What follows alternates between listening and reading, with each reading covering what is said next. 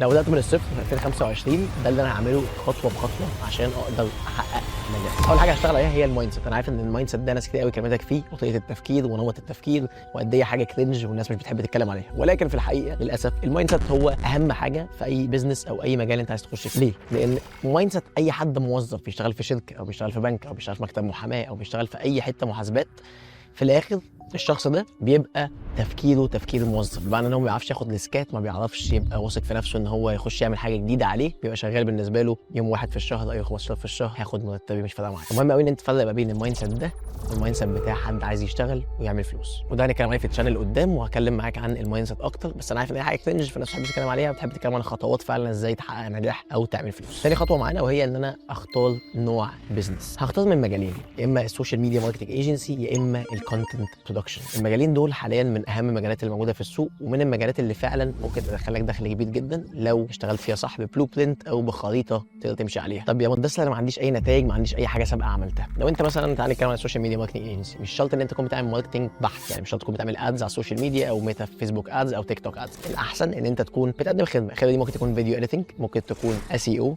ممكن تكون فيسبوك ادز، ممكن تكون جوجل ادز. طبعا ما عنديش نتائج، حاول اطلع اي صور لبورتفوليو صغير جدا بسيط. يعني لا احسن فيديو اديتور اشتغل معايا كان البورتفوليو بتاعه فيه 2 فيديوز بس، انا شفت فيه بوتنشال ان هو شاطر ان هو يقدر يشتغل، بعت لي البورتفوليو بتاعه على الانستجرام واشتغلنا مع بعض، وبين احسن الاديتورز اللي شغالين معايا، يمكن هو اللي بيعمل اديت للفيديو ده. فالشخص ده ما كانش عنده نتائج سابقه ضخمه، ولكن كان عنده حاجتين صغيرين قوي تقنع اي عميل ان هو يشتغل معاه. فدور على حاجه تقدر ان انت تقنع بيها اي حد ان هو يشتغل معاك فيها، بورتفوليو صغير، شويه صور للنتائج، اي حاجه انت عملتها، اي تجربه صغيره، حتى لو ب 1000 جنيه في الادز، حتى لو فيديوهين 3 اديتنج، حتى لو 2 لوجوز او 3 بوست على السوشيال ميديا. مهم قوي ان انت تجرب تعمل بورتفوليو صغير عشان تعرف تتكلم فيه الخطوه الجايه. رابع حاجه، كلنا شفنا على السوشيال ميديا فوتوغرافرز بيوقفوا ناس في الشارع يقولوا لهم ان احنا بنصور فوتوغرافي وعايزين ناخدك صوره، او يخشوا مطعم يقولوا بعمل فيديوغرافي لمطاعم وكافيهات، ممكن اعمل لك فيديو ببلاش. الناس دي بتنزل وتجتهد في الشارع اكتر من الدي امز على الانستجرام والحاجات دي، وبيحاول يدور على عميل. فانت ممكن تعمل ده، انت ممكن تنزل للمطاعم البسيطه في المنطقه عندك او المطاعم الغاليه في المنطقه عندك او القريبه منك، وتروح تعرض عليهم السيرفيس بتاعتك حتى لو ببلاش، وتجرب تشوف الناس دي هترياكت معاك ازاي، حتى لو هتطلب موبايل. يعني احنا شفنا من اكبر البراندات في مصر ونجحت نجاح مرعب وعندها اكثر من 120 فرع، كل الفيديو ساعتها كانت بتتعمل بموبايل على تيك توك وعلى انستجرام وعلى يوتيوب شورتس وفيسبوك ريلز.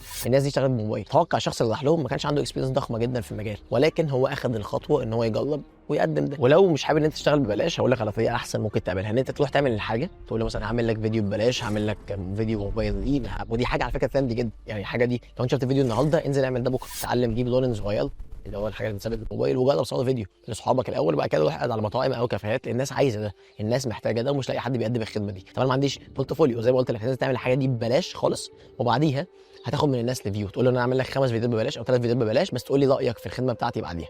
تاخد فيديو ليه وهو بيقول له رايك في الخدمه، عشان ده اللي هنشتغل عليه قدام على انستجرام اكونت بتاعك، عشان يبقى الشكل كله المجمل بتاعك ان انت شاطر في المجال اللي انت بتشتغل فيه، وخدت ريفيوز من كذا مطعم او كذا محل نظارات، محل لبس، وات. كل الناس محتاجه كونتنت حاليا، ودي اكتر حاجه ترندي في السوق في الوقت الحالي. واخر نقطه في الحته دي هي السوشيال ميديا. مهم قوي ان انت انستجرام بتاعك يكون شكله كويس وبروفيشنال، يكون واضح انت بتقدم ايه وبتبيع ايه للعميل. ما ينفعش يبقى صورتك ما لهاش صوره، ما عندكش يوزر نيم كويس، اسمك ميدو 6670 @gg.com، الكلام ده ما ينفعش. لازم يكون عندك اكونت شكله بروفيشنال، حتى لو مش صاحب ايجنسي فريلانسنج، المهم ان انت يبقى شكل اكونتك كويس، لان انستجرام ده هو عباره عن السي في بتاعك او بورتفوليو اللي انت هتقدمه للعميل وناس تشتغل معاك بيه. خامس حاجه ودي اهم حاجه، الناس كلها بتسكيب، الناس كلها عايز تتعلم التكنيكاليتيز، ازاي اعمل الحاجه وازاي اشتغل والكلام ده كله، دي حاجات جميله جدا، ولكن الاهم هي مهارات التواصل. انت عارف توصل لي ان انت شاطر في الحاجه اللي انت بتقدمها، انا عمري ما هثق فيك. حتى لو انت احسن واحد تكنيكاليتيز فيديو اديتور مرعب، مفيش زيك في الدنيا، لو ما بتعرفش توصل ان انت فيديو اديتور شاطر ومش واثق في نفسك وانت بتقدم المعلومه، البادي لانجوج بتاعك وحش، الفوكال بتاعتك مش كويسه، مش بتعرف تتكلم، مش واثق في نفسك،